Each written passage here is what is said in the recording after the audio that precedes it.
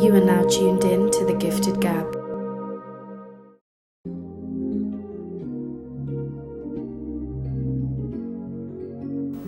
We are back. This is a special episode we got going on here.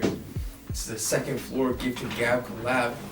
You know it, man. Let's do this. Man, let's get it. We live, baby. We live, baby. We got the boy Kenny Bhullar in here. I'd love to get a round of applause from our audience.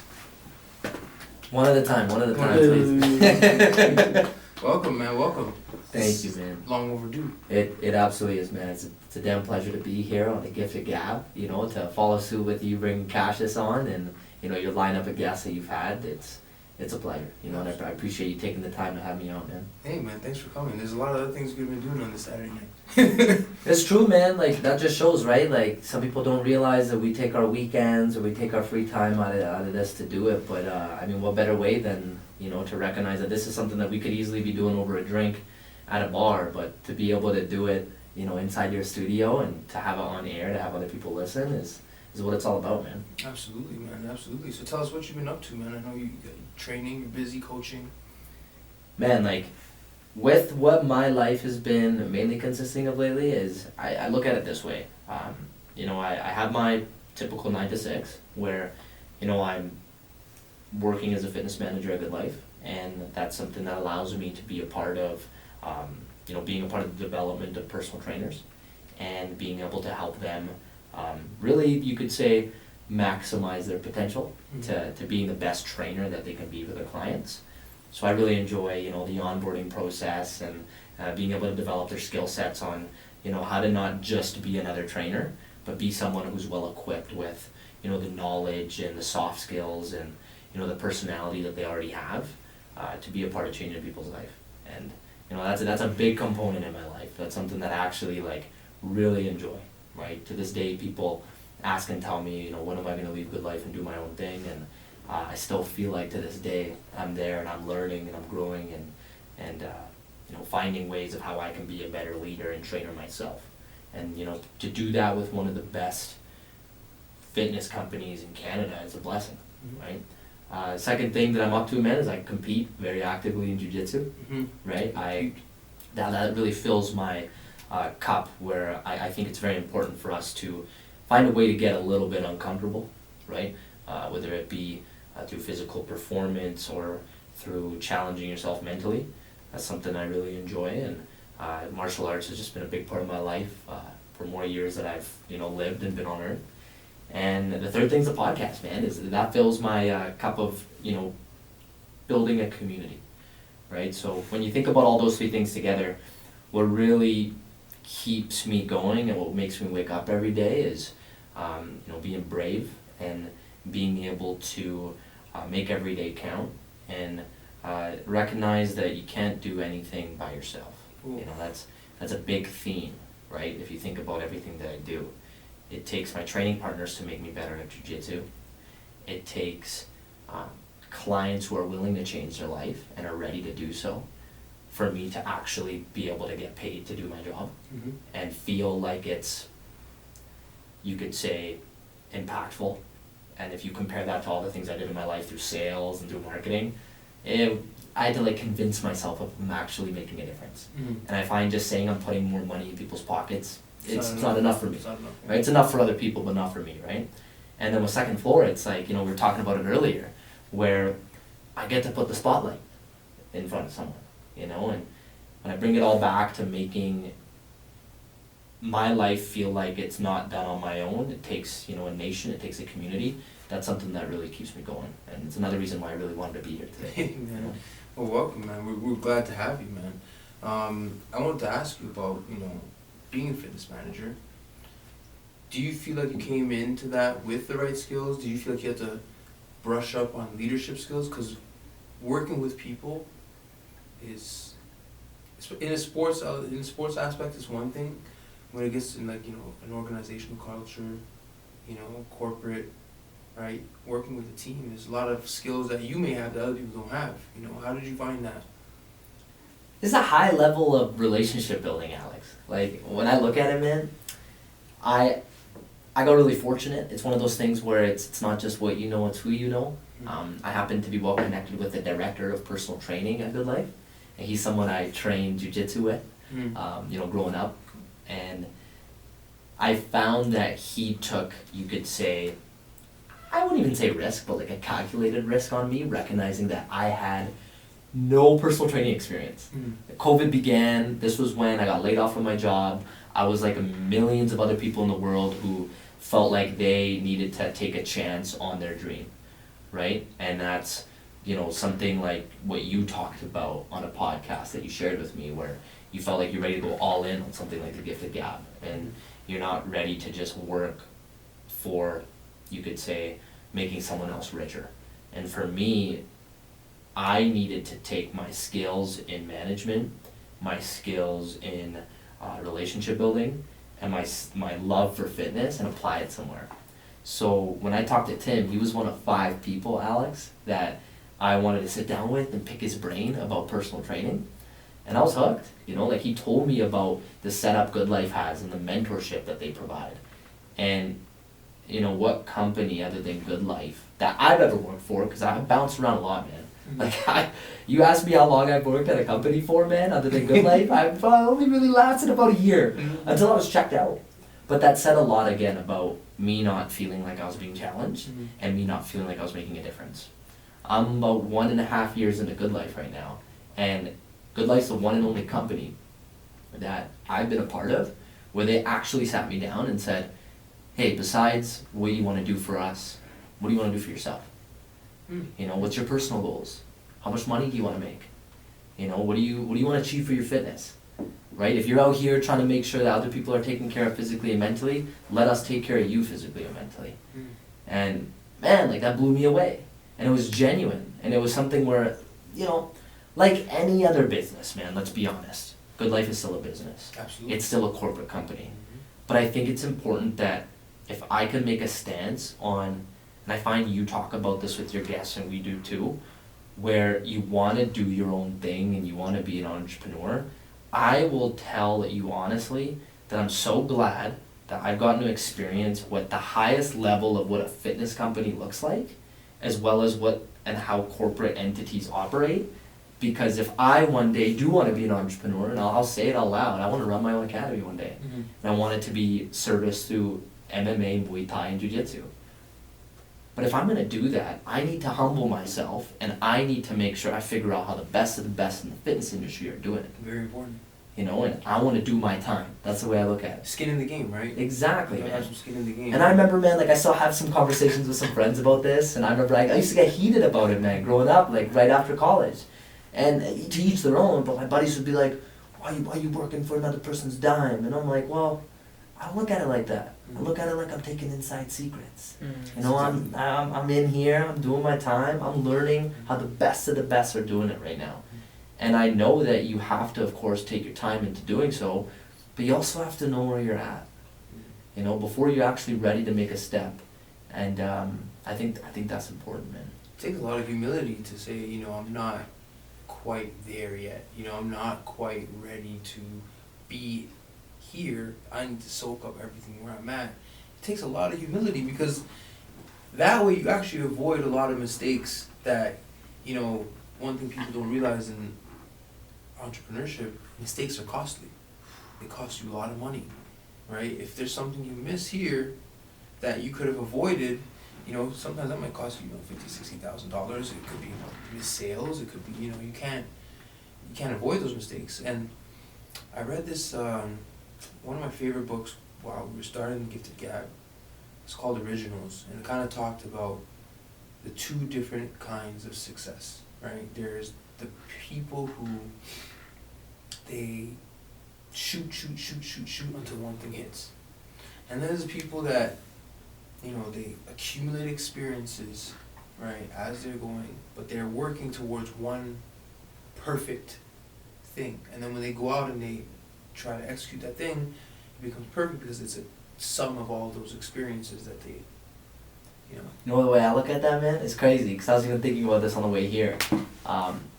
Back when I used to do track, and I ain't trying to sound like a track athlete by any means, I sucked at it. But like when I thought about what I wanted to do, I was like, all right, let's hustle hard. Let's do the 1,500 meters with my skull candies and my Under Armour shirt on, right? I remember my MMA shorts, right? The skinny little brown kid on the track, and let's do hurdles. But that's the way I look at it, is that when you do hurdles, you obviously have to make sure that you look at the 1 or 2 or 3 hurdles in front of you before you even bother looking all the way at the end of the finish line. And to your point, that's the thing, is you have to recognize those checkpoints. You have to know whatever steps you're taking is leading towards that greater good, right? And I find you're right, man. Some people, they throw blind, right? They're going a certain direction, and you ask them, hey, what's the purpose of you doing this right now? And they're like, I'm just doing it, right? And like, man, like, talk about, in my opinion, such an unfulfilled purpose or an unfulfilled life right there. And I get it. Some people, I've been there, man. Like, I just had to, like, do something to say I'm doing it for a paycheck, but also it was to make sure I fulfilled a void of hoping that one day I could say, at least I tried it. Because it's an itch I wanted to scratch, and at least I now know what it's like. And that was like me when I sold cars. That's literally what I did pre-COVID. Selling cars, Yeah. Like, it was like... It's not easy. It ain't easy, man. You 9 to 9, 7 days a week. If you're ready to make the kind of money that you actually want to make in that business, which is very doable. But yeah, man, like, it's important to make sure, going back to the point you made, to make sure, like, you recognize what steps you're taking. And it reminded me of a book that Qashus gave me, and it's by Patrick Bet-David, and it's 5 Moves Ahead. So yeah, you gotta make sure you're aware not only of the next step you're gonna take, but the one after that as well. And by doing so, it can then lead you towards something that you're chasing. And I'll ask you this, I think it's a very important question. Do you feel like you're being chased? Is that what makes you, like, get up in the morning or keep doing what you're doing, or do you feel like you're chasing something? Or none of the above? I feel like I'm chasing something. I do feel like I'm chasing something. I feel like there's somewhere I'm trying to get to, but it's not a destination. It's a picture that I've concocted in my mind, a vision, if you have it. But it's more of like a collage, right? It's got different pictures of how I want different aspects of my life to look like, not look like, feel like, right? And I just know that, with everything I go into, I have like a picture in my mind of how it should be when it's operating at full capacity, when it's operating at full potential. There's a picture burned into my head, and I can see it. And then it's like, okay, I have to reverse engineer this picture. What do I need to put in place for this picture to come to life, right? Sometimes it's like sketching out, it's like the sketch of the picture, the bones and the skeleton. So my life feels like it's a chase. And I'm chasing the different pieces of that puzzle, right? I'm trying to put the things into position. And yeah, I think I don't know, maybe I can't, it's a very abstract feeling. It's really hard to, like, describe, but I feel like I'm chasing it. But I don't feel like it's running away from me. I feel like I'm not sprinting after it. It's like I'm walking. It's a journey. It's not painful to put it. It's not like a forcing thing, because a lot of things when you chase, you're forcing it, right? There's some things you're forcing to, and then they don't want to be there. You know what I mean? It shouldn't be happening yet, because you still have to do or paint the current picture before the next thing. You go into the next. Absolutely. Right? I'll ask you a question on that. You could go ahead and share it. I think it's the next cliche thing to ask, and I'm sure the audience is wondering, where it's like, what does that picture look like? If you could like right now describe what it is that it is in your mind, and be able to paint that picture and then put it out there, be unique to know. But even before you get there, let's go back to looking at the picture you've painted today. Right? Like, let's look at your studio right now. Let's recognize that this is inside your business, which is amazing, right? And when you look and see what you created today, I'll ask you a question, and this is shout out to Raj Dillon, where I told you that I want to drop a question. And he was brilliant. He's like, make sure you guys talk about this before I came on. Look at it look in the past year, or even since you started, what has been the biggest change, or the biggest thing you've done that led to this picture being painted today?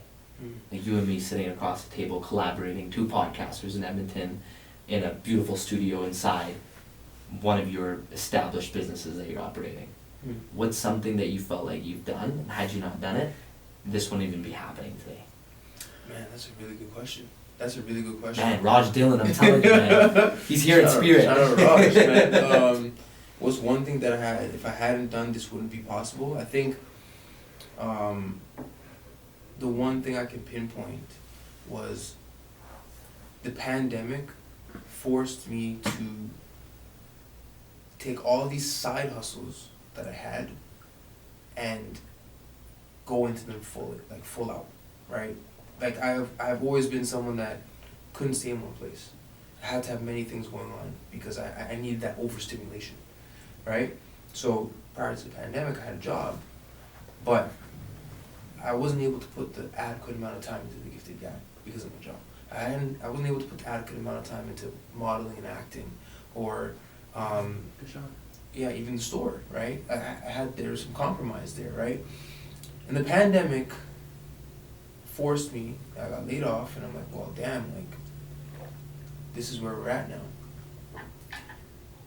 This is a turning point, you know.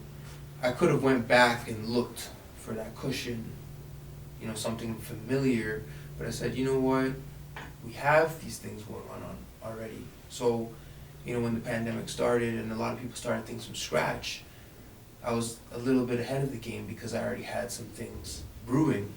You know, I just didn't have the hours in the day to give them the attention they needed. So I said, okay, you know what, let's recalibrate and just dedicate what is necessary to making these things flourish a little bit more. You know, and if I hadn't done that, then I don't think I'd be able to sit across from, like, we've been remarkably consistent since the start of the new year. Our goal has been 50 episodes, right? We never had that kind of goal when we were juggling stuff, you know? So, and it's opened up a lot of other opportunities for me now. It's really opened up my brain power to be more in the decision-making role, you know, because after a certain point, your work isn't labor-intensive. It's not you trading your body for dollars. It becomes, okay, now there's decisions that you have to make, okay? You have these two decisions, there's this fork in the road. One can lead you this way and have these consequences, and one can lead you this way, you know? That's where I feel like I've gotten to. And if it wasn't for the pandemic and me saying, okay, let's double down on ourselves this time. And that's a very mature way of looking at it with that last point you made, Alex, where like you can't help but realize that you get to a stage in life where enough changes have happened and a pandemic takes place where you take a slight altercation in the direction you're going 10 degrees this way, you land in a completely different destination. Absolutely. But you're aware of that. Mm-hmm. And then you accept, let's just say, the consequences or the, on the opposite end, the reward that comes with 110% productivity increasing, you actually being more present, your ideas actually being able to be implemented. Because what was once the side hustle that was at the bottom of the list, where it's 10 p.m., you're shit tired, but you still got to make sure you line up the next guest, Yeah. is now like being done when you know, wake up out of bed, you got a fresh coffee or green tea in your hands, and you're like, all right, let's go. I got the whole day ahead of me. Yeah. And I love how you and, I believe it was JB, the podcast that you shared with me, both of you were sharing how, you know, you get to look back in your week. And I think this is important for our listeners. And you have to ask yourself, like, why am I not happy right now? And why can't I even think about my highlight of the day? You know, Chelsea, she's clutch, man. She gave me a 5-minute journal. It's so cool, man. Like, I'm not on it every day as I should be. She's kicking my ass about that. But when I am, you know what this book asks me? It says, what did you learn today? What were the 3 highlights of the day? What is going to make today great? That's it, man. Every day. Every day it asks that. Every single day.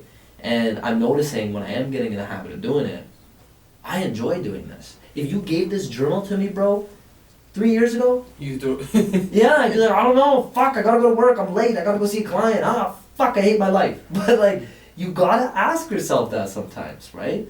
Where if you actually can't even think of something that brought you joy today or this week, you have to figure out something that's going on or a lot of what's going on that you either need to get rid of Mm-hmm. and replace with something that you're finally ready to put all of your attention into. It sounds like you're doing that, man, which is awesome.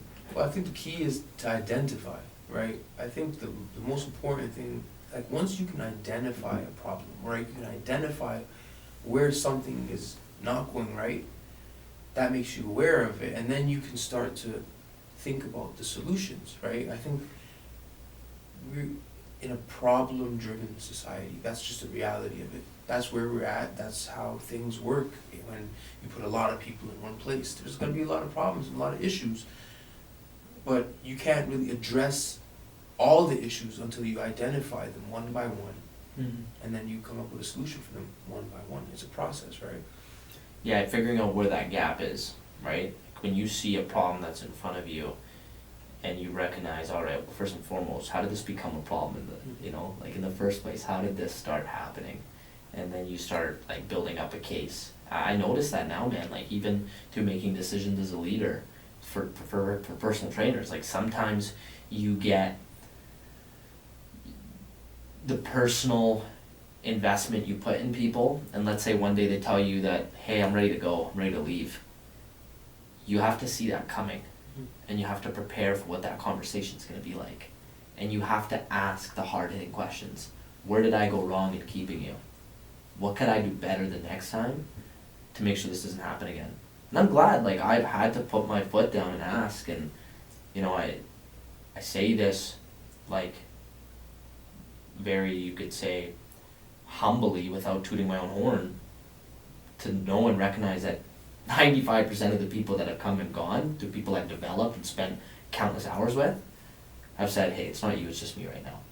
Either from this position just gives me too much anxiety because I can't keep talking to strangers, or I'm ready to do my own thing now, or from the others who just said simply like, oh, this position is not what I expected it to be like, right? Like, let's be honest, not everyone is fit for something that they're gonna try. I'm a living proof of that when it came to marketing and everything else. And I find to like conclude this part of our conversation, it's like you have to know that whatever it is you're doing in life, especially when you're earlier on in it, don't accept that it's your fate for the rest of your life. And I find we do that at a young age. Like, I don't know how young your audience members are, but we talk to a lot of university students. And man, like, even high school students now, like, I'll talk to them and they'll be like, Kenny, I'm so scared, man. Like, what do I choose? What do I do? Where do I go with my life? Like, I don't even know what to decide. And I'm like, yo, like, who says you have to choose right now? Yeah, you got time. If you're not sure and you're getting pressure either from your parents or from your friends or from yourself, put that down for a second. What if this next year you do nothing but travel? Or you do nothing but read? Now read 50 books you've always wanted to read instead of your English teacher telling you, you gotta read this, right? And it's for a grade. It's like, yo, I'm gonna read what I want to read. I'm gonna read Game of Thrones, let's go. But like, do something now with your time that you're ready to do. Let's just see what happens. Okay, then after the year, evaluate. Because guess what? You're 18 years old or you're 22 years old. Next year you're 19 or 23. How many more years do you have ahead of you? Right? And again, I'm not saying you keep using this every year. You're like 50 and you're like, Kenny said I got another year, right? Like, at the end of the day, right? Just like you recognize that there's time. And trust me, man, I wish I said this. Because I was that exact kid. And I'll never forget, man, I'm sitting across the room from like the like vice president of RBC who runs like all of Western Canada. And the way he put this was brilliant, man. And again, like the beauty of getting people on our show.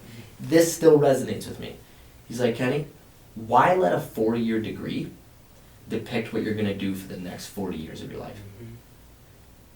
And that, again, that pressure, man, that like, like, I remember being that kid, man, graduating out of university. You know what was on my bio on Instagram?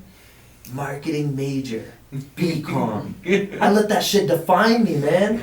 Right? But like a lot of people do that. It's like, cool, do whatever you want with your bio, right? Put your girlfriend's initials, put a heart, whatever you need to do, right? Whatever's important. But like at the end of the day, like know that you're more than what you put yourself out there with. You're more than just when people ask you, hey, who are you, what do you do? You're more than just a job title. There's so many other things to you, but explore that. And it's okay, honestly, to be that person that is in that exploration phase.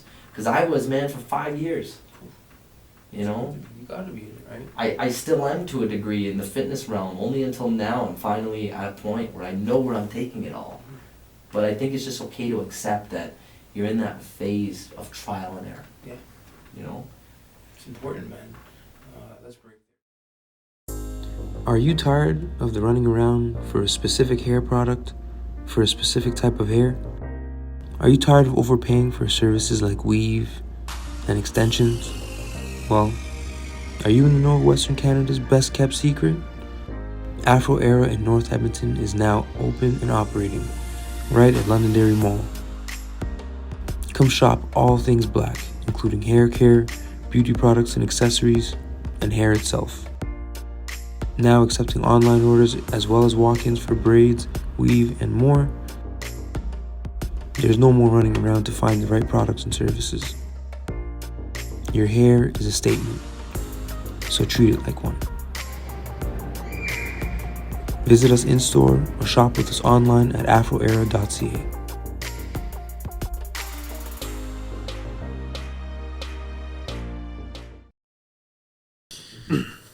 Okay, we're back. That was very, that was a great point you left out there, but I gotta ask you, have you watched the Kanye documentary? Oh, I've been watching it, man. Yeah. I realized they're smart with it. They're dropping it weekly, and I was so ready Brilliant. to binge watch it after I watched the first episode, and just went about halfway through the second episode right now. It's powerful. It's really powerful. It's a wake up call, man. It's like, we were talking about it earlier, and we'll mention it again on air for everybody else. But for me, what I respect most about Kanye and watching it right now is the belief he has in himself and how his confidence, his attitude is very much so the same as it always is how he was in the spotlight. But the way he carried himself, breaking through Rockefeller, going in there, rapping in front of the staff, and doing whatever it took to show people that he's beyond the producer that they felt like they boxed him in as, and that he can actually be even greater than the greats, to rap right next to them. And even like when Pharrell was listening to him rap, right? He looks at him and he's like, yo, you're gonna be great, right? And he's just telling him, like, listen, like, don't ever get rid of this confidence you have, and don't ever like let it get to your head. And I think that was such an important message for two reasons. Is when you recognize that you're about to shift into really, like, you have one of the greatest rappers at that time telling you that, and you just rapped with Hove, and you're realizing that, okay, I'm about to step into a life-changing opportunity. You're walking into your greatness. You are. But actually, if you look back and you see the way he was rapping at 8-9 years old, and you saw his swagger with it, and you recognize that confidence was always there, that was such a reminder for me, man, to realize that you're never just going to have a moment where you do get in front of an audience of 50,000 people, and it's a live podcast room, or it's a live room of people so hyped to hear what you say, and just all of a sudden be like, all right, I'm ready for this. You're going to naturally build up to that, to the point where you were always ready. You put in enough reps, and you put in enough confidence in looking in the mirror and be like, yeah, I fucking wish there was 100,000 people listening to this right now, and there should be, because of the value that I'm bringing into this conversation. But that's like reminding me of Kanye. Is, again, there's cockiness, sure, some people can look at it like that, but then there's like the highest level of confidence, because people can read through that bullshit. Oh, yeah, they can. And I've been there, man. I'm only starting to feel like this now. I'm only actually starting to recognize, like, and I want people to realize that even for podcasting for 3.5 years, of course I still get nervous coming on air. Of course I still, feel like, what if I can't find my train of thought, or what if I fumble my words, or what if this, what if that? But also you have to recognize that you get long enough into it that you realize it's never going to go anywhere. Yeah. And you can be able to, like, quote unquote, be one of the greats. Because so many people go, oh, there's already enough people up there. No. There's always a seat at the table, man. You got to create your seat. That's what Kanye did. That's my takeaway from the documentary, is actually that confidence, right? Like, his confidence is still the same. He believed, and it was almost prophetic how much he predicted his own success, right? And I think what I love most about this documentary is, despite all the confidence, despite all the trials and tribulations, despite the success, this documentary humanizes him a lot. Because it's really easy to look at someone, make a mistake, and say, oh, you're wrong for that. How dare you say that? How dare you do that? How dare you do this? How dare you? people that are doing nothing are often the biggest critics, right? Because it's easy to be perfect at doing nothing. It's easy to just sit there and point a finger at the guy who's in the middle of the arena putting on the show, who put all the reps up to be there. You know what I mean? But I think that the courageousness, the heart, the belief of Kanye West, and I think that he's the biggest artist since Michael Jackson. I don't think it's even close. I don't think there's any way that comes near that, in terms of what he's been able to do for music and stuff like that.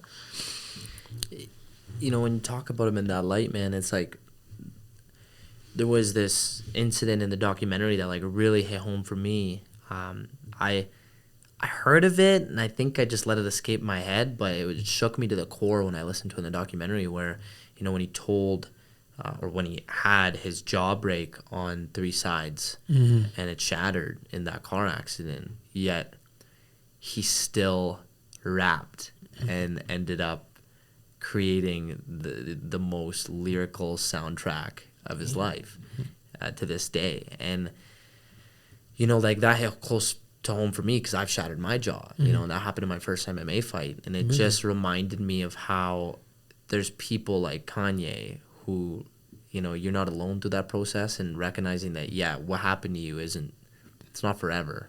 Yeah, sure enough, at the time it happened, similar to even my story and my journey with it, it put a huge halt and it put a huge stop at wherever I wanted to take my life at the time. Same for Kanye. Like, it seemed like everything was going. And then stopped. And then it all just stopped. And the fact that he just looked at that as an opportunity for him to continue to build more music and rap through his wired jaw and face being shut was profound. It's profound. It just shows it was something that no matter what setbacks you have in life, if you really want it, your face breaking in 3 pieces isn't going to stop you. That was like, I was like, damn. It's powerful. It gave me goosebumps. The whole documentary gave me goosebumps. It's good. Me being a mama's boy too, I was such a sucker for seeing his love and his relationship he had with his mom. I really loved that moment where, his mom was like, "Oh, Kanye, like, you look at yourself in the mirror, you can't even see your own reflection, but you got to make sure that you at least see, your own 2 feet and where you're grounded, because if you too high up there, you gotta know where it all began." And just like the way she looked at him and the way she like was a fan of him, right? Like, I love that, man. It just reminded me of like how curious my mom is. And I think sometimes in life as grown men, we take that for granted. We do. Right? We grow up so much and we're like, "Mom, stop asking me so many questions." And it's like, man, your first true love is your mama, right? Like, that's someone who, like, genuinely to this day will ask you all these questions because they care about not only your success, but also how you show up to the world. And, like, that's something I recognize that Kanye really knew, and that he even said when he was talking in front of the camera, where he's like, I ain't like these other rappers where, I'm glunt slinging and going bop, bop, bop to other people and, like, doing all this gangster shit. He's like, my parents raised me well, but I still got shit that I went through in life that's worth rapping about. And, powerful, it reminded me of, like, even the up-and-comers since him, like J. Cole and even, Kendrick Lamar and individuals who are poets. They're not just rappers. They're people who actually are, they're speaking volumes into their music, right? And they're actually, like, they're hitting a story that hits close to home. And I think, not to take it a whole other route, but the biggest thing that upsets me about our present-day rappers, like, I don't even know some of the names of these people, man, like Lil Uzi or Lil Geezy Beezy Deezy, like, these type of people, man. I'm like, I'll be honest, I'll listen to it, because sure, it sounds good, but also sometimes I scratch my head, Alex, and I'm like, what are they saying? Like, what's going on here again? It's different now. But Kanye really did break doors down for guys like J. Cole, for guys like Kendrick, for guys like, even you think about, like, Corday and those kind of rappers that just have something to say, and I think what the biggest takeaway from the Kanye documentary is that Kanye had got so much pushback because they told him, you don't belong here. It's not even about that you're a producer rapper. It's like, you can't sell this image, you can't do this, you can't do that, you can't do that. But he still believed, like, I belong. Right? It's that belief that I belong in this room. And when he got the chance, he blew it out of the water. You know, it's like forcing yourself to take up that space. Taking up that space that you deserve, right? Nobody's going to give you the space, right? Like, think about second floor. You think anybody's going to come up to you and say, hey, you know, you should start a podcast?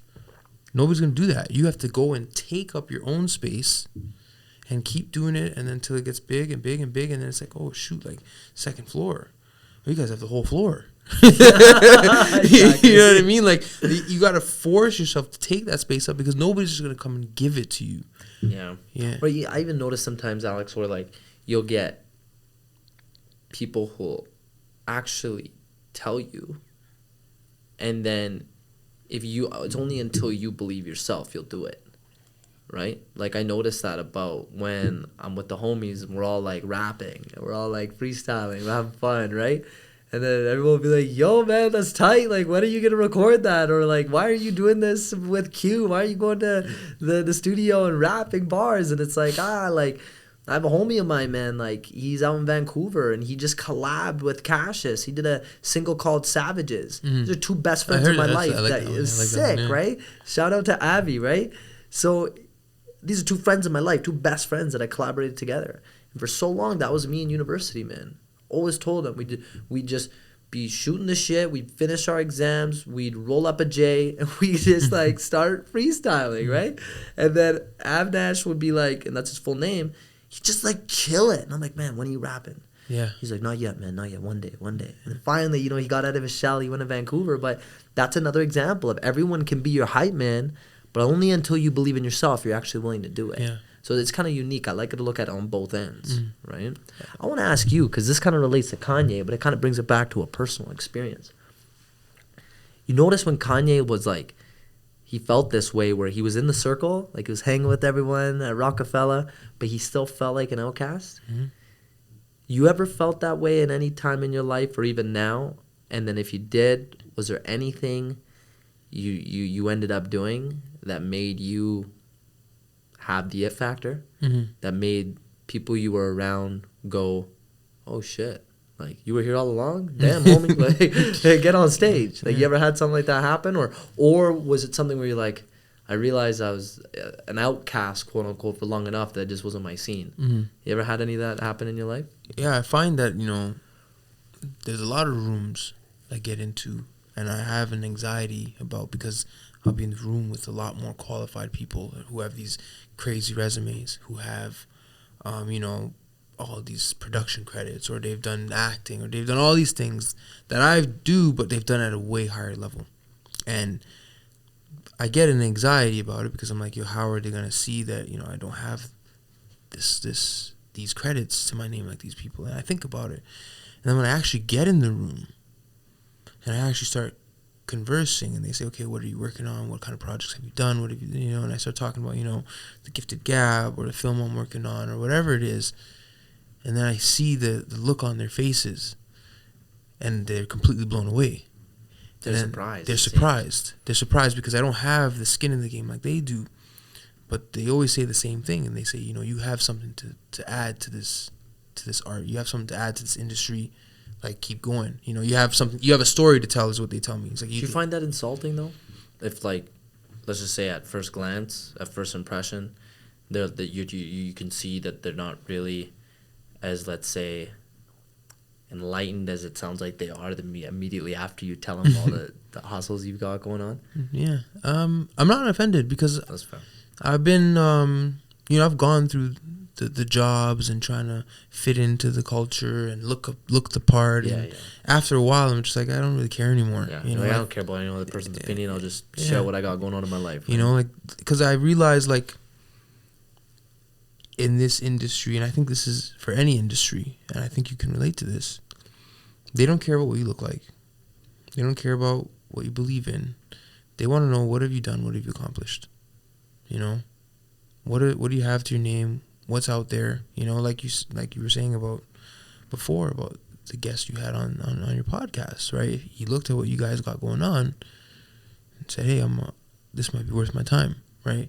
They judge you based on what you've done, not what you say you're going to do. Big time. You know, and I think that, you know, even though I didn't have the credentials to be in a lot of rooms, I think they saw that, okay, well, this guy seems like he gets things done. You know, and I think maybe that's a byproduct of capitalism, because everybody's always like, oh, you're always defined by what you're doing or what you do or what you produce, or whatever it is. But the fact of the matter is, in order to sit at the table, you know, you got to bring something to it, right? And it can't be something that you plan on bringing to later on. It's like, yeah, you know, I'll pay for the next appetizer. Don't worry, guys. Like, it doesn't work like that, you know? So I've never really felt like an outcast. I've always felt that I had to earn my spot. I had to earn that place. But there are times where I've been in a circle, I'm like, yo, this is not the crowd for me. You know, I can't be here. You know, and it was actually, we've been doing the store thing for about to be on 4 years now. And when we first opened the store, I'd actually quit drinking. I said, you know, I don't need to, this doesn't really add anything to my life, and I wanted to, you know. So it's been almost 4 years since that. And because of that, you know, there are some places that people invite me to where alcohol is the center point of the function, and very quickly I'm like, this is not the place for me. Because there are places where there is alcohol, and I feel like, okay, I can vibe, and there's something for me to take from this place that I'm in, you know, if it's a mixer or, you know, an event or something like that, you know. But now it's made it much easier for me to say, like, okay, this is someplace I don't want to be. This is someplace that I shouldn't be in, because there's nothing to take away from this outside of just a good time. You know, and I think that quitting drinking really made a lot of the decisions for me in advance, you know. Sometimes people hit me up, hey, we're going out tonight. And I'm like, listen, man, like, I don't know why you want to bring me unless you need a DD, you know? Yeah, like, yeah, fair. Do you know what I mean? So it made it so that a lot of the places I was going to, I'm like, yeah, I don't need to be here, or I don't belong here, you know? So I think it can be confused as some people will be like, well, you know, get off your high horse, but it's not like that. It's just that I kind of know what I want out of life and what I want to take away from things, right? I mean, of course, someone who needs to have fun by drinking would say that. You know what I mean? And man, take it from someone who's been on both ends, right? I by no means have quit alcohol. I found ways to decrease it substantially. And enjoy it responsibly. Exactly. And it's paid dividends, right? And on that topic, that's very respectable that you did that, because I find the first thing you need to do is you need to figure out what environments you need to escape from that are perpetuating you towards doing it far more, because it's all what you see and what's in front of you, right? If there was literally a bottle of wine sitting right here with 2 cigars, how much more likely am I to do it? 1,000% more. As opposed to, hey, Kenny, we have green tea or water. What would you like? Right? Like, it's awesome. Like, hey, I'll take the green tea, right? Still have a great, you know, thought-provoking conversation. And, you know, I'm glad you share that, because it starts with that, and then it then translates over into how deep and how meaningful is this friendship when I decide to no longer say I'm going out while we're drinking. It will make or break that friendship for all the right reasons, because you should be able to go to your buddy and say, we're actually friends if alcohol's not mixed. And again, man, I've been there, I've seen, and I've done all again both ends. Like, yo, have a drink. Yo, why you being lame? Come on, party with me. I've been that person. I feel better when buddy drinks with me. I feel more like a piece of shit and alcoholic when they don't, right? And not that I've been an alcoholic, but sure, I've been like every other, you know. We've all been. Yeah, we've all been there. Every weekend, let's turn up, let's have fun, right? But then, you know, we start recognizing, what does our vision look like in the future? It looks like a whole lot less of doing that every week. And then all of a sudden you do it less, and you find other people that are like that as well. And I'm not saying that the people that you no longer drink with once a week aren't in your life. It's just you respect each other in different ways. And I noticed that, man, through the act of like creating a community of runners when it was the only thing to do. We created RunForFarmers and raised over $17,000. Amazing. And don't get me wrong, man, I had some homies where They would rather crack open a brew, watch Netflix, open up Tinder, and like go about doing what they need to do that way. But then at that time, I wasn't really invested in wanting to do either one of those things. I'd do it here and there, go on Netflix, sure. But then I was like, all right, like I want to run. I want to stay fit. Gyms are closed. What are we going to do? And then, man, like the community that was built through that and the new friends that came was beautiful. But if we look at it this way, man, like thinking about what the medium is, like what is it that brings two people together? Like look at you and me, man. Like if it weren't podcasts, I wonder what it would be that would bring you and me into a room. I would hope it'd be something else productive because it's fantastic being able to sit down with you and get to know you.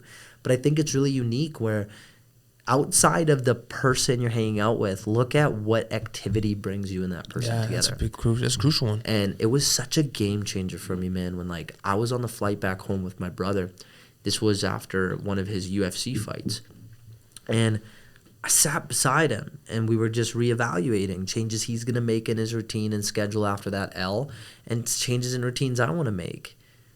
And I was like, man, I think GoodLife has to go so I could train more jiu-jitsu and I could like do what I love because I want to be a world champion and I want to put more time into it. He just looked at me. He's like, dude, he's like, how about this? How about you first look at what you do every Friday, Saturday, Sunday night? He's like, you go hang out with your buddies, have a couple drinks, you do what everyone normally does at your age. He's like, what if you just exchange that for like you getting your strength workouts in with your friends? He's like, why do you think me and so are so close? And he named a few friends. He's like, yeah, they're great people. He's like, I love them to death, but what is it that we do together every time? Train. He's like, we're bettering my and their performance in mixed martial arts.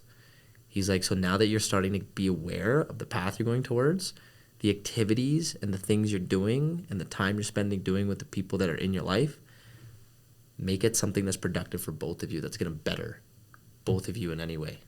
He's like, why do you think you and Omid are so close? And that's when it clicked. I was like, holy shit. I was like, Qashus Omid, he's like a brother of mine. But what do we mostly do when we're together? Produce. We produce. We run a podcast together. So it was a really unique shift in my life, man. I'm glad you shared that because it's a reminder for me too. Because, man, I had so many friends that did all that stuff. Things that I didn't even started to see that I didn't really like. And started to recognize that that's a reflection of who I end up becoming. Absolutely. You know, I have a addictive personality. If I see it, I'm that much more likely to do it, right? Yeah. And I think it's important. We don't think about, you know, we talk about, you know, the people we surround ourselves and things of that nature. And I always say that that's the beauty of the internet is that you don't have to just mess with this person or that person because you know them or you grew up with them. Because a lot of our friendships are out of convenience, right? It's around who's around us. So that's the crazy thing, man. I'll ask you a question. Like, let's take Drake's no new friends principle and let's throw that in the garbage for a second, right? Because, like, you know, I'm in my mid-20s and, you know, you're still young and you're doing so many different things in your life. And I'm sure there's a lot of people that have come into your life recently that you've either chosen to be like, oh, I'm keeping you. Yeah. You know, I'm going to go save on this file and continue to, like, you know, invest in it and build it up, right? And then I'm sure there's other people where you're like, oh, okay, cool. Like, you know, we'll be interactions, we'll hi bye. But I'm curious, man, like for those out there who are, because I've been there recently, like looking for new friendships or looking at investing in a new group of people, I think it's important we bring it up. What's made you decide on keeping someone in your life? And how have you kept that person? If you think about some of the people that entered your life for the last couple years or even recently, where you're like, oh shit, yeah, like this person isn't a childhood friend. They kind of came recently. What made you have them stay, and then how do you continue to invest in that relationship with them? That's actually a great question. Because a lot of I think the last 5 years of my life, you know, the friendships around me have changed. Because I'm not in Toronto anymore. Yeah. Right. So I'm not around the guys I grew up with. I'm not around the guys I went to school with. I'm not around those people. So off the rip, it's like everybody I'm interacting with now is new, right? One thing that I found that's kept the people that I have around me, personal development. You know, what are you genuinely interested in, right? That genuine interest is a key. You know, I don't hang out with many filmmakers or podcasters, but I do hang out with a lot of people that are continuously trying to better themselves and better their craft, right? And I think that, self-development, and you can relate to this because you're a coach and trainer, and self-development is a universal language. There's a lot of things that you can pull from, whether I'm trying to get better at editing, and you're trying to get better at, posting more, or whatever it is. You're trying to exchange tips and tricks on how to do those things better. So a lot of the people I've come across, even since starting the Gifted Gab, I've maintained a lot of those relationships because all the people that we bring on are trying to push themselves forward in a sense, right? They're trying to better themselves. They're trying to be the best version of themselves, no matter what it is they do, whether they're a rapper, whether they're, an actor or just, an entrepreneur or whatever it is they do. They're continuously trying to chase better for themselves. And that is the thing that's kept these people around me, is because now you're like, okay, now what you're discussing is like, okay, hey, how'd you do this? What did you read when you before you started doing this? Or how did you approach this situation? The conversations are like, there's gems in those conversations. You're pulling things. You're not just talking about gossip. Yeah. You're not just talking about, even one thing for me, one thing that used to bring me and my friends together was sports, right? Whether you're playing basketball or watching basketball. Now I don't even watch basketball anymore. And I find that was a very distracting thing. You think about how many NBA games are on in a night. If you can sit in front of the TV for 4 or 5 hours. You can go to the bar and watch 2 games back to back.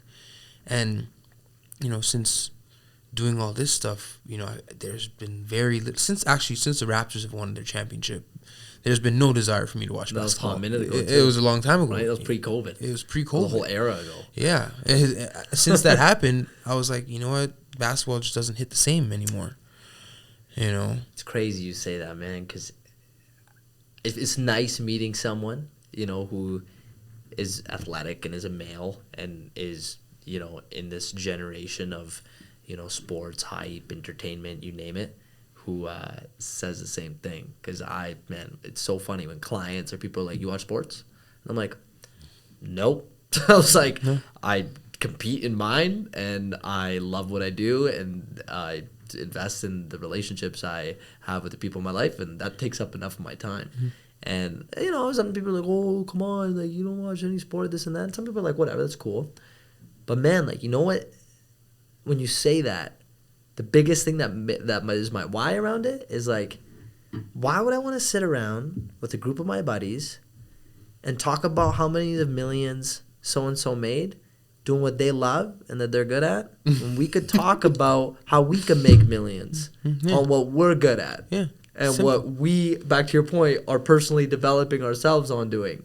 We can sit here all day, talk about who got traded, who got a good goal, who got drafted to earn X amount. It's like, hey, that's all great. I'm not disrespecting sports players at all. I find that's amazing. They not only dedicate their life, soul, and energy into one thing, but they're entertaining millions and billions of people in the world to distract people away from their own life to a degree. It's close to gossip. I mean, you think about it, it's the same. It one is. and the same, yeah. Yeah. So no, man, I feel you when you say that. Where it's like when you meet people who actually can make you wake up the next day and be like, oh, how can I optimize my day better? And it's funny, man, like when you talk about how, like, when you bring people on and talking about how they grow and develop into who they are now.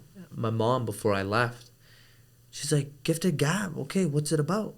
And I laughed, right? I was like, Mom, it's like they're like us. They're like second floor podcasts, right? I was like, they bring on a collective of people who are like, movers and shakers and who are like doing profound things. And, you use the words you use and we use the word elevate and second floor, and it's all the same, man. It's all the same. It's like just being able to bring people on who think different, act different, but for all the right reasons.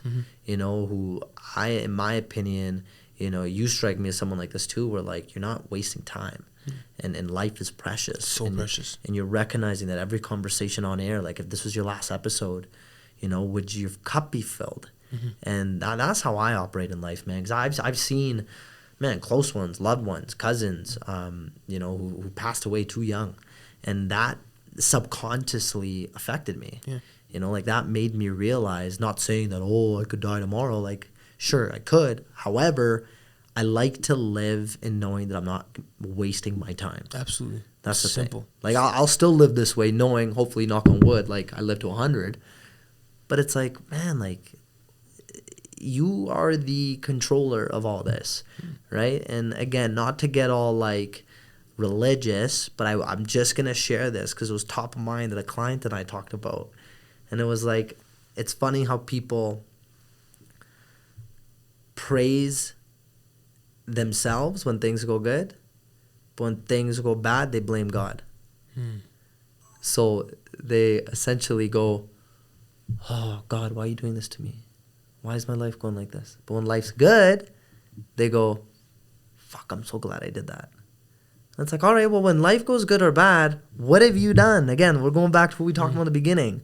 Look back at the week. Look back on your day. What could you have done? Humbly and respectfully tell yourself, what did you do to have this happen?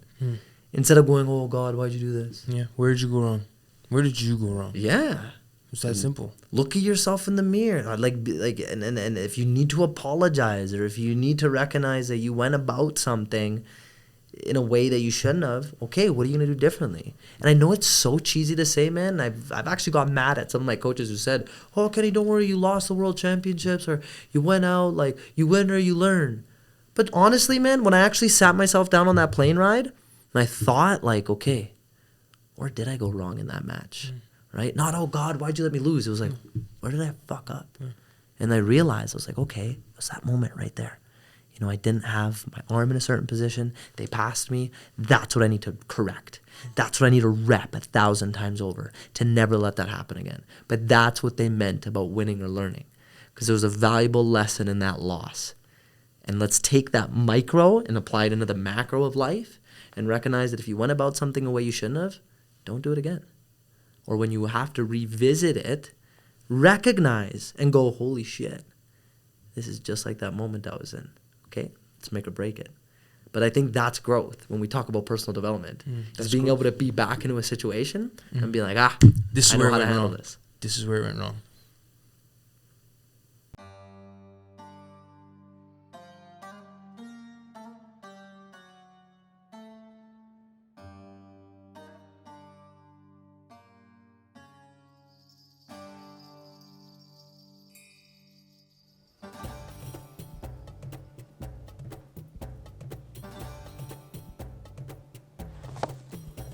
Are you still buying your carpets from the same place you buy your fruits?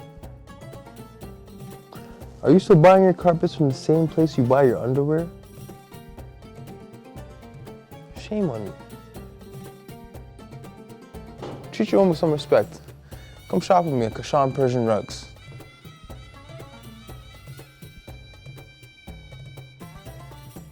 What's that you said? You can't afford one.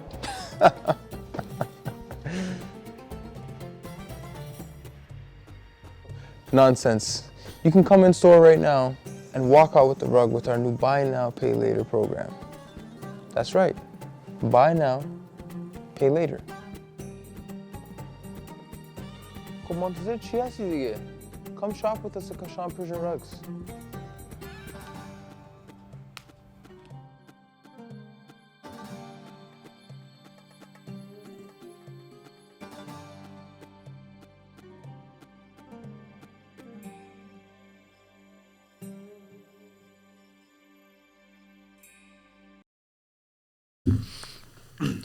You know, we discussed a lot about personal development and being on your own journey. I want to ask you this, you know, second floor, you know, you and Qashus came together, started this phenomenon. You know, what were some of the biggest challenges that you guys had to face doing this podcast? Yeah, it's a great question, man. I mean, there's a lot that comes to mind, right? I mean, when you're doing anything with another person, you both have such high expectations of what you want the result to look like and how you want it to turn out. And you both as well operate in a very different way. So, the things that come to mind here, Alex, is like being able to recognize that Qashus is everything I'm not.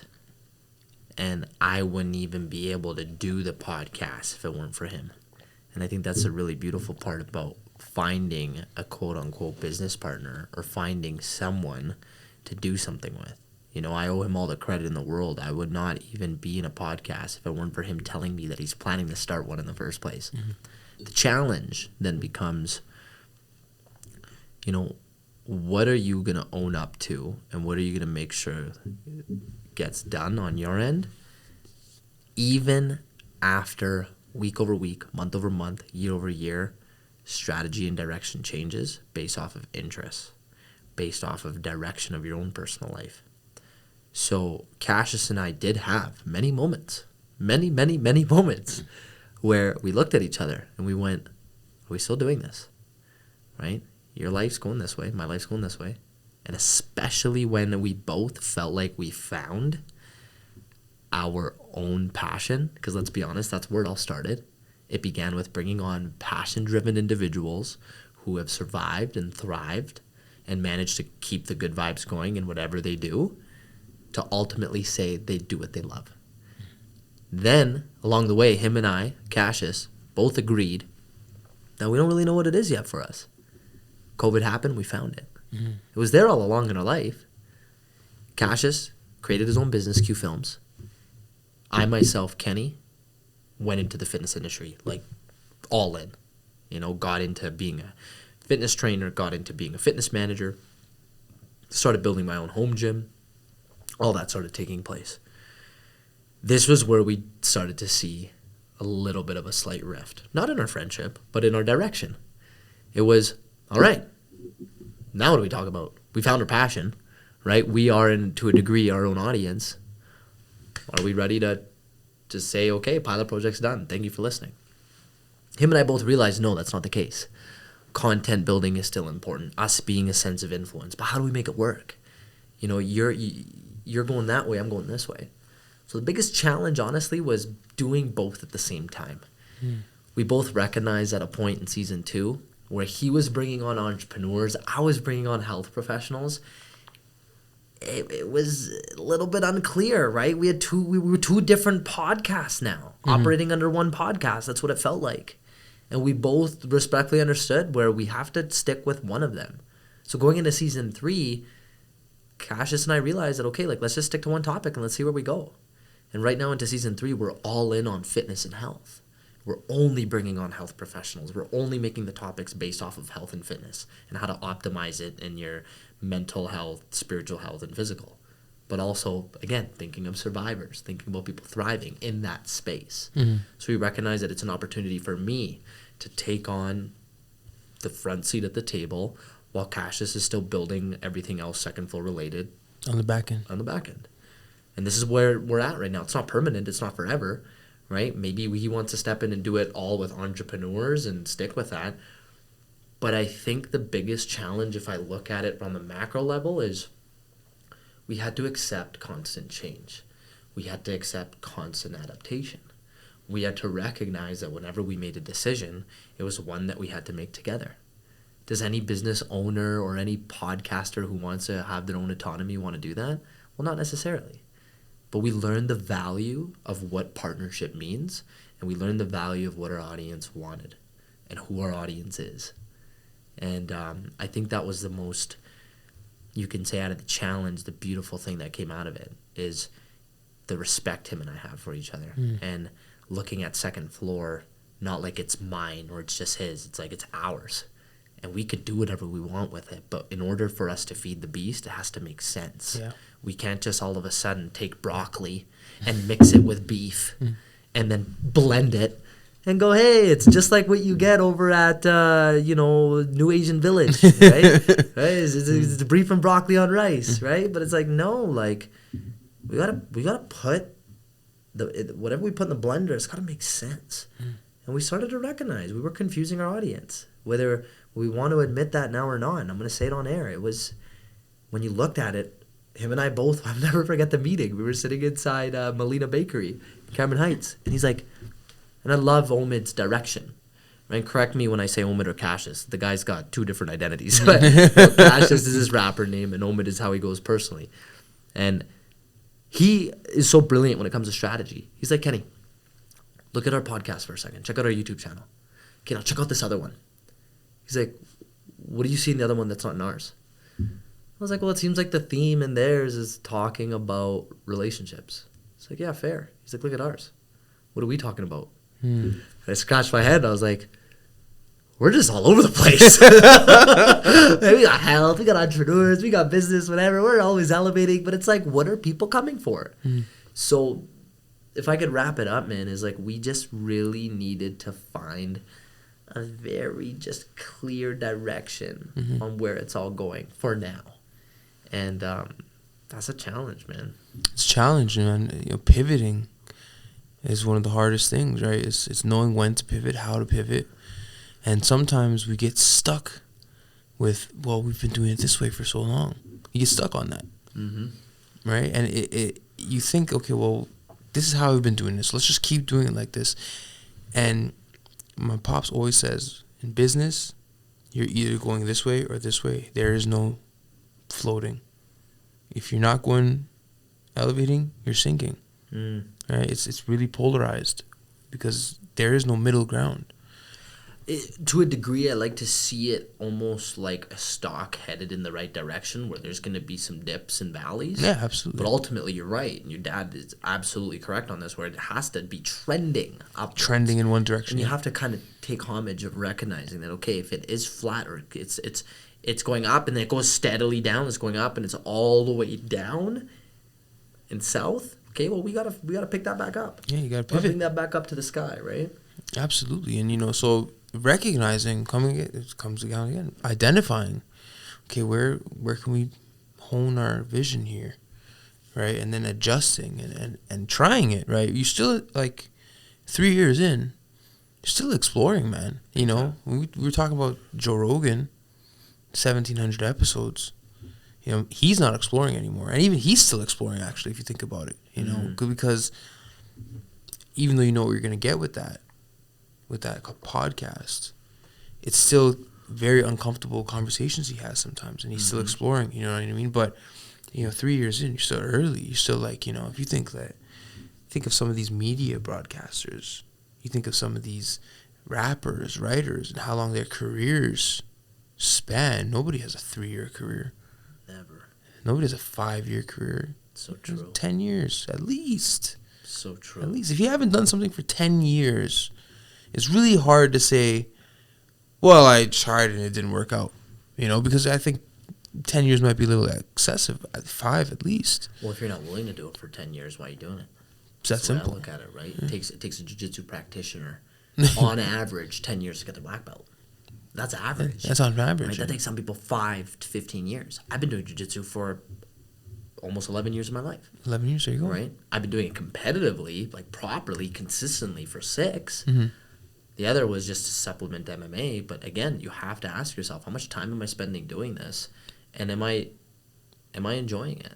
Because if it's starting to feel like A chore. yeah, exactly.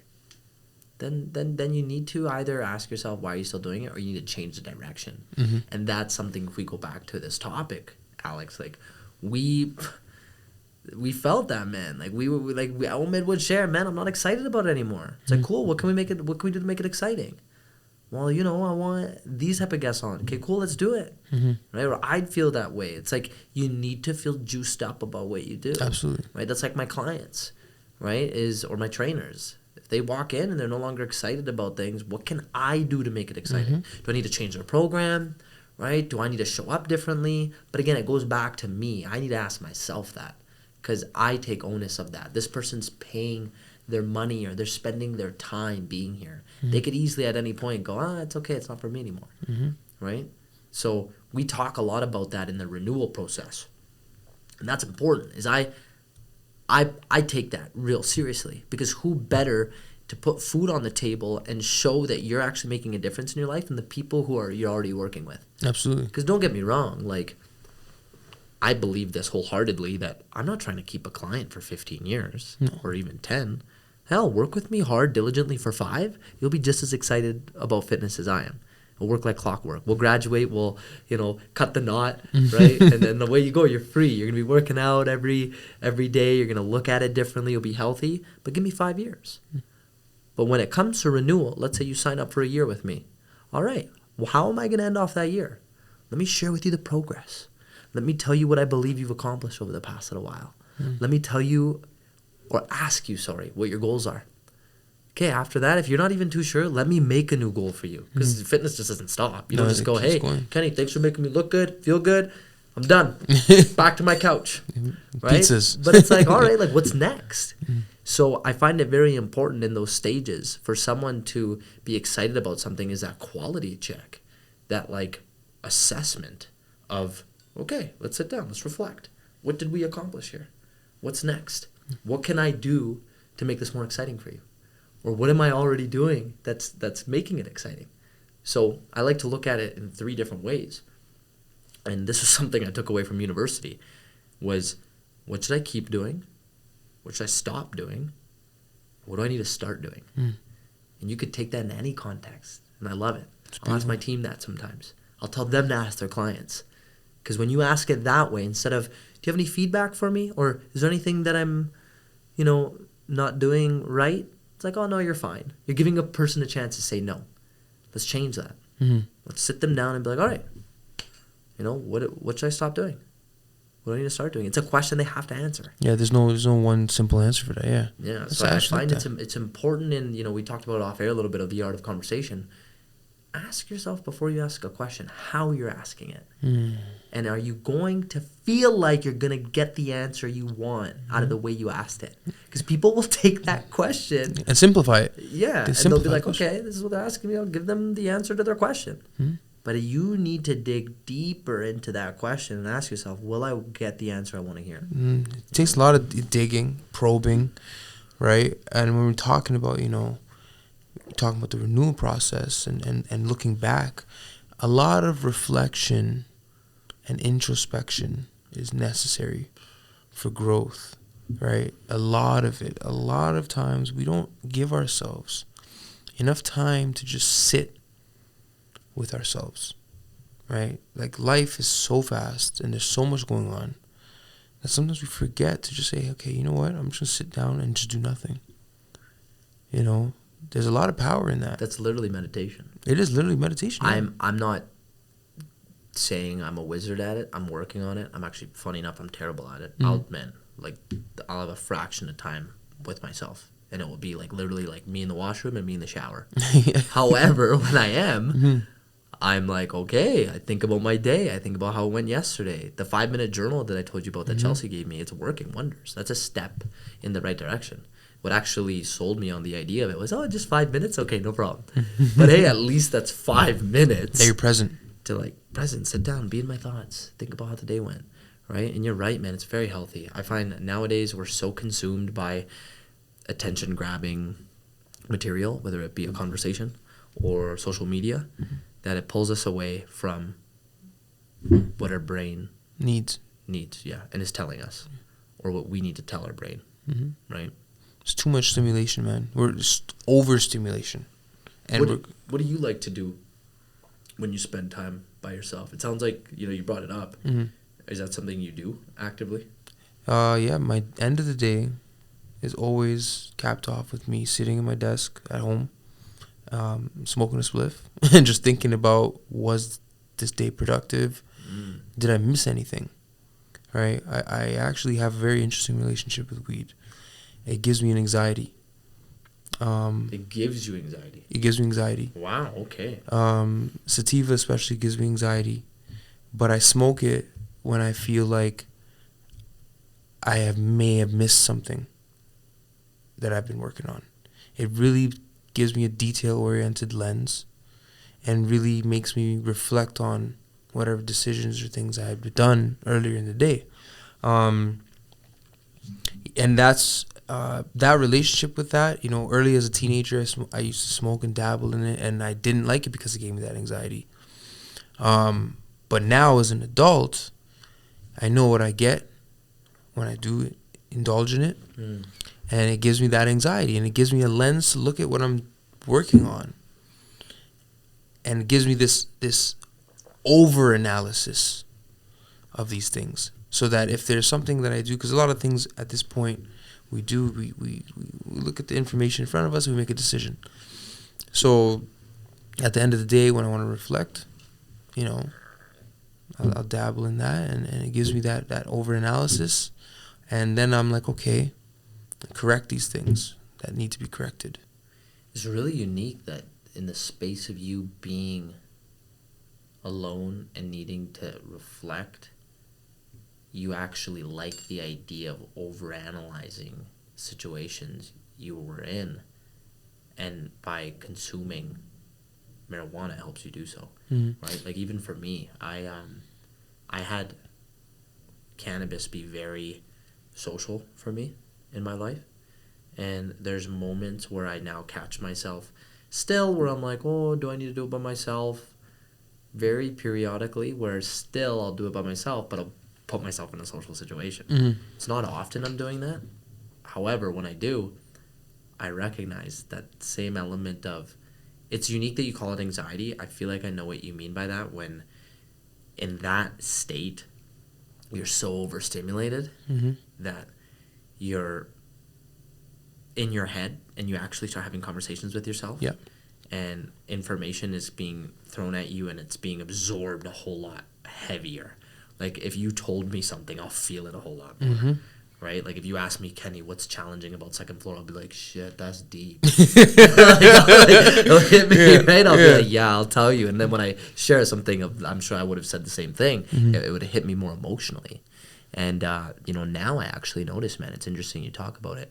I'm a whole lot more, when I talk about how high functioning I am through work, through leading a team of 12 personal trainers, to, okay, going and training jiu-jitsu because I'm preparing for my next camp in the US. Okay, then I train a couple other clients. Then I'm home. And there's moments, especially I like to look at it like weekly, bi-weekly, I'll consume cannabis to relax, to just shut my brain off. Like, that's what I use it for. And it's really unique. I'm glad you brought it up, because I like hearing other people who are productive, what the relationship looks like with cannabis. And I find through the legalization of it, it's thankfully not as taboo anymore to bring up.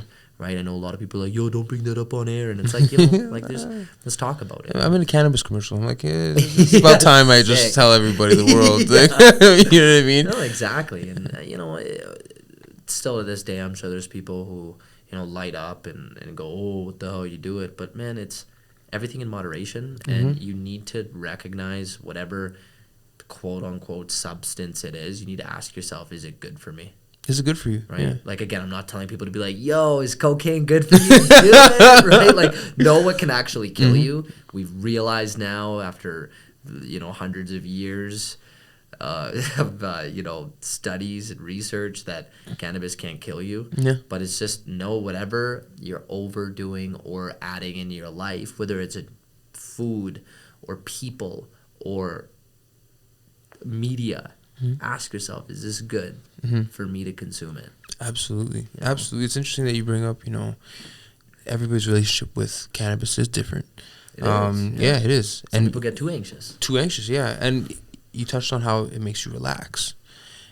For me, in my day-to-day, I'm very relaxed. I'm already, a lot of people say I'm probably the most nonchalant person they come across, and chill so, yeah, and I agree with that. I think that it comes with being present.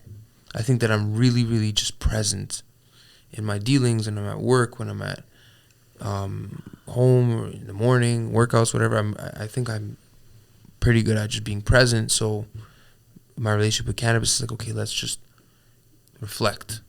Let's look back on the day. And maybe that over analyzing thing is for me, it's a great way for me to look at it from a lens of almost worry, but not quite. I'm not gonna give myself a panic attack over, oh shit, I messed up this number or something. But just because during the day I'm just so chill and composed, and I try not to be, try not to overwork myself internally. You know, you don't want to worry about things during the day. You don't want to stress yourself. Yeah, you're not a pilot to a degree, right? Like you're in your routine, you're in your mojo. That reminds me of when I ask myself how I plan to show up in certain social situations, right? Like I'll argue my work is a social situation. Absolutely. So one of the biggest things I think of, it's down to our peak values, is have a peak attitude, right? Facts. So I go in there and trust me, people are like, Kenny, it's 9 a.m. How do you have this much energy? And I'm like, well, hey, being the captain of the ship, I gotta make sure, like, if I'm telling you guys to bring the energy, I gotta have it. I don't know how you do that. Right? That's impressive. I first thing in the morning, I'm like 1 hour, I don't want to talk. So it's funny you say that, right? Yeah. Like you ask my family, you ask Chelsea. You should see me in the morning, man. You see me when I wake up, like before I go to bed. I'm a zombie. I'm a zombie, right? For a couple of reasons. Number one, I just think all my life, because I knew, like, when I go to school, same thing, bro. It'd be 8:45 a.m., go to the table, what's up, guys, right? But, like, my energy starts when I know I need to be on for the day. I actually, through, funny enough, getting my reps into my morning routine, very quiet. The moment I wake up, the moment I have breakfast, right? My family knows this, right? Everyone's like, oh, okay. Kenny, how you doing? Good. Good. How you doing? Good. Like, I'm not who you expect me to be like now. Very quiet, but I'm charging. The battery's still charging, right? Even on the way to work, you know, listen to a good song, listen to a good podcast. Now I'm starting to, like... Do you consider yourself an extrovert? Heavily. Like, to the T. However, I know when there are moments when I'm no longer,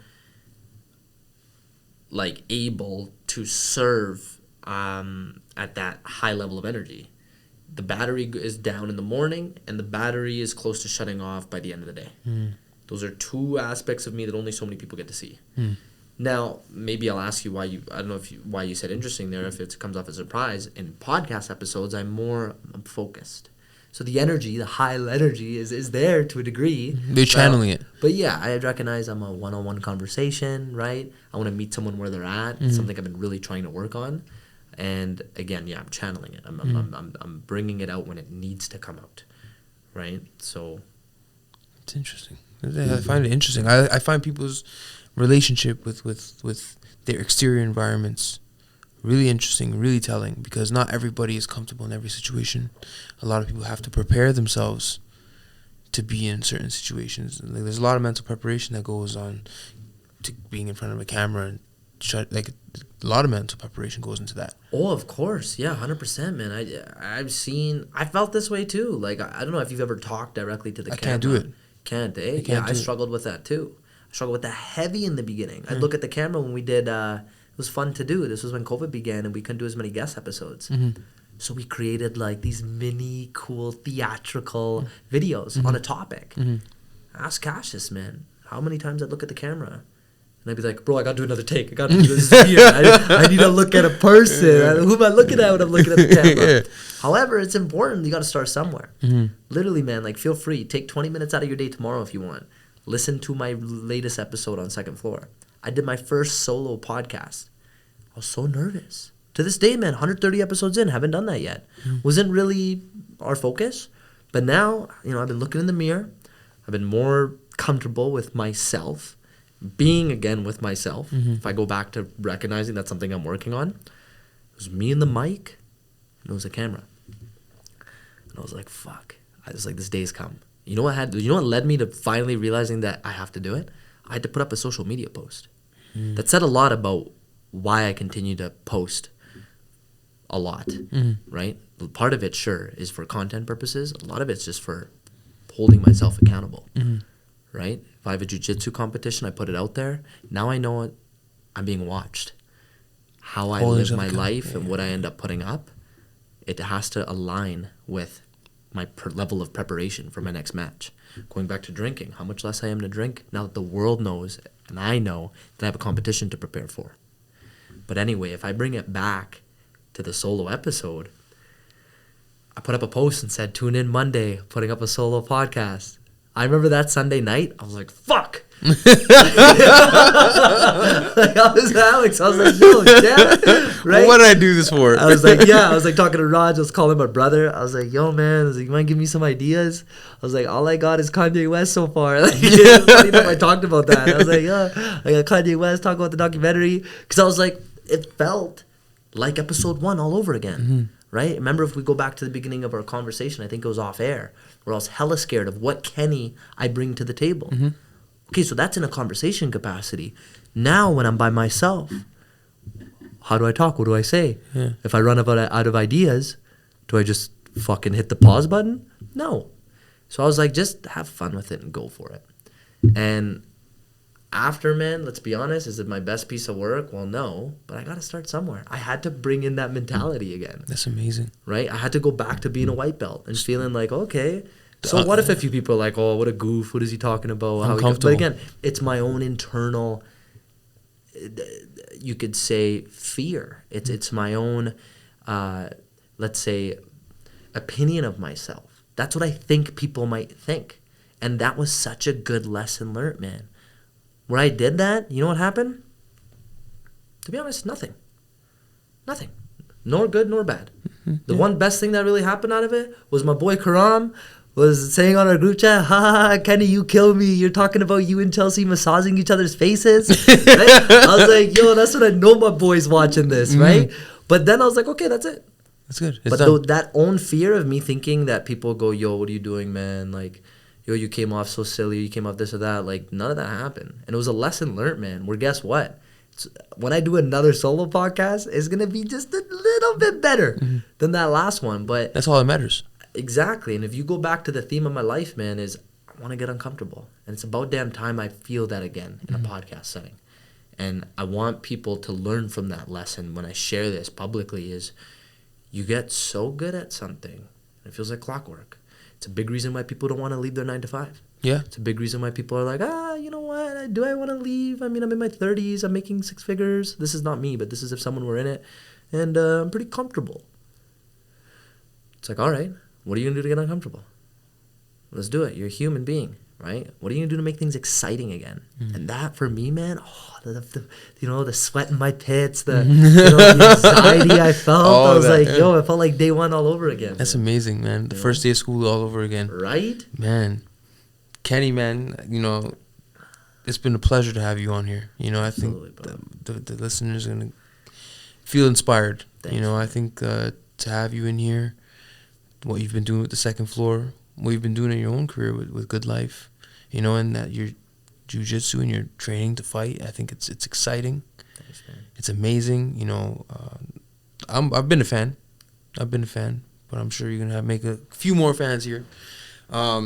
So where can we follow your path, your journey? Where can we keep up with you besides second floor, but plug in second floor as well? Yeah, sure thing, man. I mean, first and foremost, before I share, I just appreciate how comfortable you made me feel on the show today, man. And I know, again, if we go back to the art of conversation, that ain't easy to do for some people, So huge credit to you and your team and the Gifted Gab on being able to allow me to be my full self here, brother. So it's just a huge honor to be here. And for those of you who want to follow my journey and, see more of what I'm about with what I plan on doing in my life, check out at 2ND Floor Podcast on Instagram. You can follow my personal journey on Kenny Bhullar BJJ. That's on Instagram. And, we're as well podcasting and, shaking it up as well as you guys are on Spotify, iTunes, YouTube. We try and be on all platforms. And, other than that, find me on LinkedIn, find me on Facebook. I'm starting to dabble in TikTok a little bit. Yeah, I'm trying, man. It's hard. If anyone wants to get a hold of me and connect, best way to get a hold of me is my personal Instagram account. So there you have it, ladies and gentlemen. Kenny Bhullar of Second Floor. There it is, baby. Thank you so much. Yeah, and just like that, we gone.